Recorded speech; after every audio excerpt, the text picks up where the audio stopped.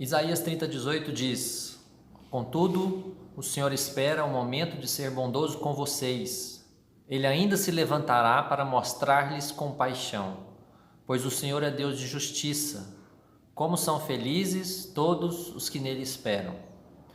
Por volta do ano 729 a.C., Ezequias começou a reinar em Jerusalém. Ele reinou por cerca de 29 anos. Durante seu reinado, as 10 tribos do norte foram levadas ao cativeiro pelo reino da Síria, Império Assírio, né? Então, Ezequias foi um grande rei para o reino de Judá, né? Fez grandes reformas espirituais, restaurou o culto, o templo, o sacerdócio, celebrou uma grandiosa Páscoa como nunca antes havia sido celebrada desde o reino do rei Salomão, cerca de 220 anos antes dele. A Síria já era um reino forte, tinha derrotado e subjugado grandes reinos na época do rei Ezequias. Muitas nações foram derrotadas por esse rei, incluindo as tribos do norte de Israel, no ano de 722 a.C. A invasão de Jerusalém era questão de tempo. Em meio a essa crise nacional, uma grande sensação de insegurança em toda Jerusalém, em toda Judá, né? Diante desse cenário crítico, parte dos líderes, né, dos príncipes judeus, buscaram refúgio no rei do Egito, no faraó do Egito, conforme a gente pode ver em Isaías 30, versículos 1 a 5. O profeta Isaías, então, chama os judeus ao arrependimento, chama estes homens a confiarem somente no Senhor e não em reinos humanos, e não em líderes e exércitos e cavalos. E mais, Deus, por meio do profeta Isaías, anuncia o juízo vindouro sobre eles, sofrimento, perseguição e tragédia. Mas aí entra o nosso texto, né? Ainda não é o fim, diz o Senhor. Ainda não é o fim, a luta será árdua. Muitos se perderão em consequência de suas escolhas equivocadas, em consequência de seus pecados. Mas há esperança. Há uma maravilhosa promessa para o povo de Deus.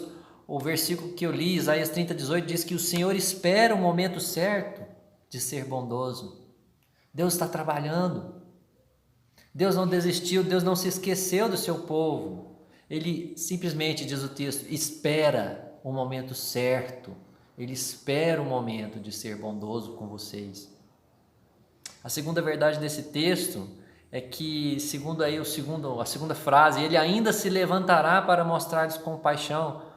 Deus é justo. E ele prometeu livrar Israel. E ele livrou. Deus é justo, ele ainda se levantará para mostrar compaixão. Não é o fim. O Senhor espera o momento certo. O Senhor há de se levantar. Terceira verdade. Como são felizes todos os que nele esperam. Como são felizes, realizados, aqueles que esperam no Senhor. De fato, meu querido, o Senhor efetuou grande livramento sobre Jerusalém. Algo miraculoso, milagroso, algo espetacular. O rei Ezequias confiou no Senhor.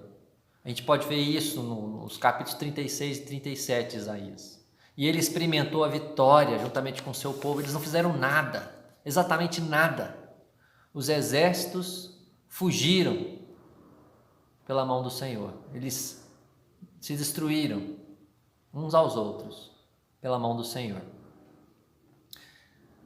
Nós também vivemos momentos de crise na saúde pública, vivemos momentos de crise na economia, nos casamentos, afinal de contas todo mundo dentro de casa, não é?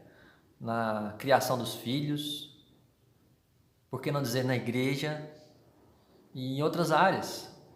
Vivemos momentos de crises.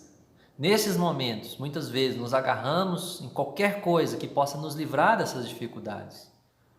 nós estendemos a mão para qualquer um ou qualquer coisa que diga que possa nos ajudar. Queridos, a minha exortação, o meu conselho, a minha advertência: não confie em homens.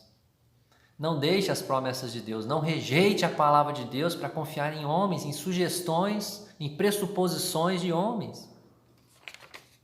Lembre-se, assim como Deus fez com o seu povo de Judá, o Senhor muitas vezes espera um momento de ser bondoso com você. Deus tem a hora certa de agir, confie nele. Não é na sua hora, mas é na hora dele. Aguarde a hora do Senhor. Assim como ele fez com o seu povo de Judá, o Senhor há de se levantar para mostrar compaixão na sua vida. Não sabemos quando nem como. Eu não posso prometer aquilo que Deus não prometeu. Eu não posso dizer que amanhã tudo será diferente. Mas creia que Deus fará. Ele diz: o Senhor ainda há de se levantar para mostrar compaixão. Deus o fará a seu tempo e a seu modo.